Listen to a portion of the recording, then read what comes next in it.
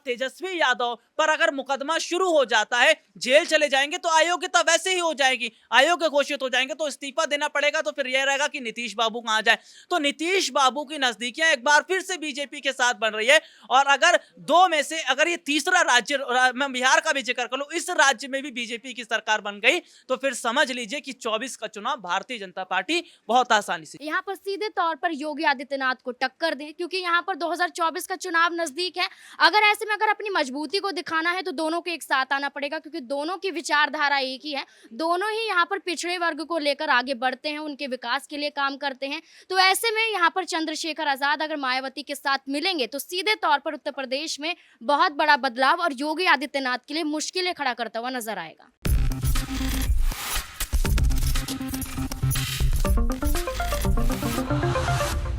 Next 9 news में आपका बहुत बहुत स्वागत है। मैं हूं आपके साथ अबरारुल हक रहमानी। मेरा खास प्रोग्राम मुद्दा आज का हम बात करेंगे उस दो चेहरे की जिसको लेकर उत्तर प्रदेश की सियासत में एक नई बहस छिड़ गई है और तमाम राजनीतिक विश्लेषक इस बात पर चर्चा कर रहे हैं कि उत्तर प्रदेश में 2024 लोकसभा चुनाव से पहले क्या दलित वोट बैंक को एकत्रित करने के लिए चंद्रशेखर, रावण और मायावती एक साथ आ सकते हैं और इसकी संभावनाएं कितनी लगती है। आपको बताते हैं कि दरअसल पर्दे के पीछे का खेल क्या है। मायावती चंद्रशेखर रावण के उस बढ़ते राजनीतिक प्रभाव को पहले ही से समझ चुकी हैं और यही वजह है कि दिल्ली में इस वक्त पार्टी कार्यालय में वो बैठी हैं और जो आने वाले विधानसभा चुनाव हैं 4 प्रदेशों के उसको एक तरीके से देख रही हैं, खुद से मॉनिटरिंग की जा रही है और पार्टी के बेहतर जो है फैसले के लिए वो लगातार बैठकें भी कर रही है। कई नेता यहां तक कह रहे हैं कि प्रदेश में आने वाले लोकसभा चुनाव में हो सकता है कि मायावती और चंद्रशेखर एक साथ भी आ सकते हैं, लेकिन सवाल यह है कि चंद्रशेखर रावण लगातार अखिलेश यादव के संपर्क में रहे तो क्या इस बात की गुंजाइश बची हुई है। इसी मुद्दे पर न्यूज रूम में बैठे सहयोगियों से समझने की जो कोशिश करेंगे कि उनकी दरअसल इस पर राय क्या है और उनके नजरिए से क्या वाकई ये संभव नजर आता है कि उत्तर प्रदेश में दोनों ही चेहरे एक साथ आ सकते हैं। मेरे साथ राहुल मौजूद है। क्या वाकई उत्तर प्रदेश में इसकी संभावनाएं बन रही है कि चंद्रशेखर, रावण और मायावती एक साथ आए, क्योंकि देखा जाए 2024 के नजरिए से तो मामला काफी ज्यादा टाइट।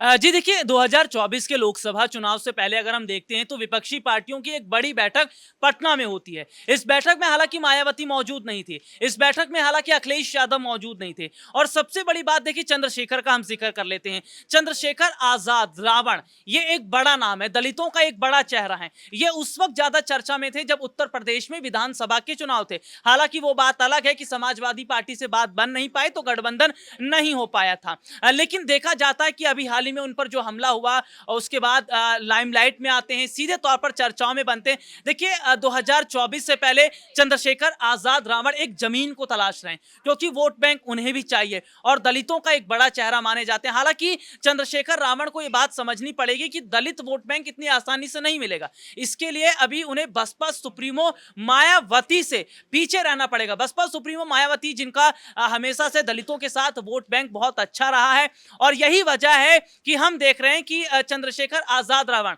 बहन मायावती कहते हैं और जबकि चंद्रशेखर रावण पर जब हमला होता है तो मायावती थोड़ा सा उनका हालचाल जानती भी हैं कि क्या तबीयत है, क्या हालचाल है। और देखिए सबसे बड़ी बात अगर 2024 को लेकर अगर हम बात करते हैं तो 2024 से पहले विपक्षी पार्टियों ने अभी यह तय ही नहीं किया है कि उनकी रणनीति क्या होनी चाहिए, उनके मुद्दे क्या होने चाहिए, उनका प्रधानमंत्री चेहरा कौन होना चाहिए या फिर वो किस आधार पर चुनाव लड़ेंगे। क्योंकि 2024 से पहले आप देख लीजिए, अभी हाल ही में जो पश्चिम बंगाल का पंचायत चुनाव हुआ, ममता से बंगाल संभल नहीं रहा। बिहार में हमने हाल ही में देखा, देखिए कितना लाठीचार्ज होता है, तेजस्वी यादव से सवाल पूछा जाता है। इससे जुड़ा एक सवाल ये रहेगा कि मायावती का जो है उस जो है 23 तारीख को पटना की बैठक में ना जाना या फिर उनको ना बुलाया जाना कैसे देखते, क्या उन पर जो आरोप लगाए जा रहे थे लगातार ईडी सीबीआई को लेकर के दबाव है, क्या इस बात में कोई हकीकत? देखिए सबसे बड़ी बात है कि मायावती विपक्ष के साथ नहीं है।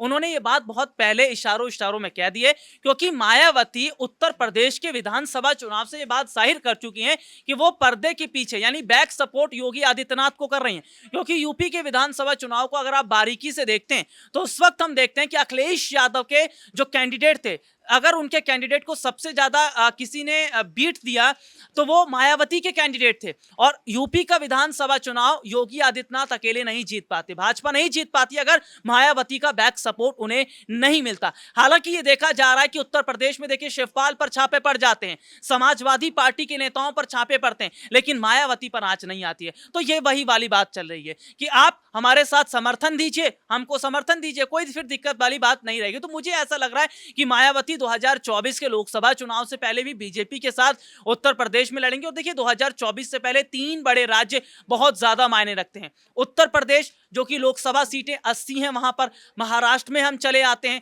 अभी हाल ही में अजीत पवार ने डिप्टी सीएम की शपथ ली, ठीक है। इससे पहले हम देख रहे हैं कि गठजोड़ की सरकार चली रही है, शिंदे सीएम है, देवेंद्र फडणवीस डिप्टी सीएम है। बिहार चले आते हैं, बिहार में जॉब फॉर लैंड स्कैम का मामला चल रहा है। इस पूरे मामले में लालू परिवार फंसा हुआ। अब यही कहा जा रहा है कि तेजस्वी यादव के खिलाफ भी चार्जशीट दाखिल हो गई है, और तेजस्वी यादव पर अगर मुकदमा शुरू हो जाता है, जेल चले जाएंगे तो अयोग्यता वैसे ही हो जाएगी, अयोग्य घोषित हो जाएंगे, तो इस्तीफा देना पड़ेगा। तो फिर यह रहेगा कि नीतीश बाबू कहां जाए।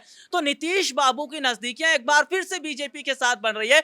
और अगर 2 में से अगर ये तीसरा राज्य, मैं बिहार का भी जिक्र कर लूं, इस राज्य में भी बीजेपी की सरकार बन गई तो फिर समझ लीजिए कि 24 का चुनाव भारतीय जनता पार्टी बहुत आसानी से जीत जाएगी। बहुत बहुत शुक्रिया। तो बहुत बेहतर ढंग से आपको समझाने की कोशिश की। सवाल यह है कि 2014 के बाद क्या वाकई देश की राजनीति में एक बड़ा बदलाव आया, और क्या ईडी सीबीआई के जरिए कहीं ना कहीं विपक्षी नेताओं पर एक दबाव, एक प्रेशर बनाया गया, और तब जाकर के उनको इस बात पर मजबूर किया गया कि देश की राजनीति में उन्हें अपना सियासी सफर कैसे तय करना है। और इसी बात से मायावती को कहीं ना कहीं ये कहा जा रहा है, लगातार उन पर आरोप लगाए जाते रहे हैं कि उत्तर प्रदेश की सियासत में वो अपनी जगह तो तलाश रही है, लेकिन बीते कई चुनावों में अगर उनके प्रदर्शन की बात की जाए तो काफी ज्यादा जो है खराब रही है। 2-3 बार की मुख्यमंत्री हैं प्रदेश की, और पार्टी एक बेहतर स्थिति में रही है उत्तर प्रदेश में। एक समय ऐसा था जब उत्तर प्रदेश में अगर आप किसी भी एक पार्टी का नाम लेना चाहे तो वो बहुजन समाज पार्टी हुआ करती थी, लेकिन अब देखिए कि हालात और स्थिति बिल्कुल पूरी तरीके से विपरीत दिशा में बह रही। मेरे साथ नाज़मीन भी है, इस पर इनकी राय ले लेते हैं और समझते हैं कि दरअसल उत्तर प्रदेश में क्या इस समय हम जिस बात को लेकर के चर्चा कर रहे हैं, खासकर 2024 के लोकसभा चुनाव से पहले, क्या ऐसे हालात राजनीतिक बन पाएंगे कि मायावती जो चंद्रशेखर रावण एक साथ आएंगे, या फिर कहीं ना कहीं जो ये जिस बात की हम एक तरीके से उम्मीद कर रहे हैं वो नहीं हो पाएगा, और चंद्रशेखर रावण अखिलेश यादव के साथ जो है हो सकता है कि जो बैठक होने वाली बेंगलुरु में विपक्षी दलों की, उसमें जो है जाकर के शामिल हो जाएंगे। हालांकि इस समय आप देख रही हैं कि जिस तरीके से उन पर हमले हुए, और हमले के बाद कहीं ना कहीं वो उस दलित समाज में अपने उस बेहतर जो है मकाम को कहीं ना कहीं हासिल करने के लिए जद्दोजहद कर रहे हैं, और इसमें एक बड़ा समर्थन जो है सहयोग जो है वो समाज के द्वारा भी मिल रहा है। तो ये कितनी बड़ी चुनौती इस समय मायावती के लिए, उनके राजनीतिक स्थिति को कहीं ना कहीं एक तरीके से डगमगाता हुआ देखा जा रहा है, क्योंकि मायावती लगातार कई दशकों से जो है उत्तर प्रदेश में अपने जो है दबदबे को बनाए रखी। देखिए, मायावती की और चंद्रशेखर की बात करें तो यहाँ पर आप ये देखेंगे कि जब चंद्रशेखर आज़ाद पर हमला हुआ था तो चंद्रशेखर आज़ाद पर हमले के बाद यहाँ पर मायावती ने कोई चुप्पी नहीं तोड़ी थी। सीधे तौर पर चंद्रशेखर इससे नाराज भी नजर आए थे, लेकिन उसके बाद अब हालिया बयान की बात करें तो वही चंद्रशेखर आज़ाद यहाँ पर मायावती को अपना गुरु बताते हुए नजर आते हैं। तो जिस तरीके से आपने गठजोड़ की बात कही, आपने कहा कि क्या ऐसे वक्त में ये दोनों एक साथ आ सकते हैं, तो कहीं ना कहीं हो भी सकता है कि ये दोनों एक साथ आ भी जाएं, मायावती और चंद्रशेखर आजाद मिलकर यहाँ पर सीधे तौर पर योगी आदित्यनाथ को टक्कर दें, क्योंकि यहाँ पर 2024 का चुनाव नजदीक है।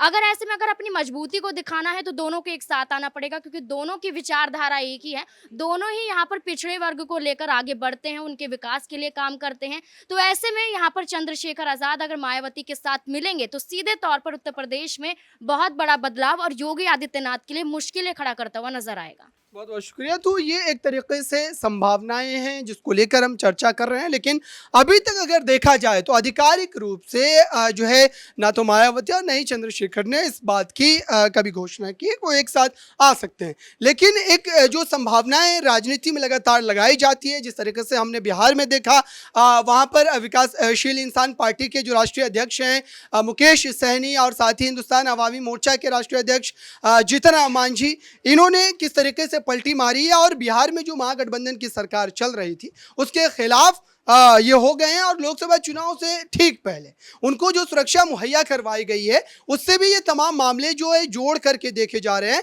कि दरअसल भारतीय जनता पार्टी इस तरीके की कई बार कोशिश जो है करती है और नेताओं को सुरक्षा देकर कहीं ना कहीं लुभाने का प्रयास करती है। और यही चीज़ इस समय देश में जो अलग अलग राज्यों में आपको देखने को मिल रही थी। तो देखना ये होगा कि 2024 से पहले क्या उत्तर प्रदेश में मायावती विपक्ष की एक बेहतर भूमिका को निभाने के लिए ये गठबंधन करेंगे या फिर वो अकेले जो है तने तना चुनाव लड़ेंगे, जिस बात को लेकर के उन्होंने पहले भी ऐलान किया था। फिलहाल इस खास रिपोर्ट में बस इतना ही। देखते रहिए ताज़ा तरीन खबरों के लिए नेक्स्ट 9 न्यूज़ को। धन्यवाद।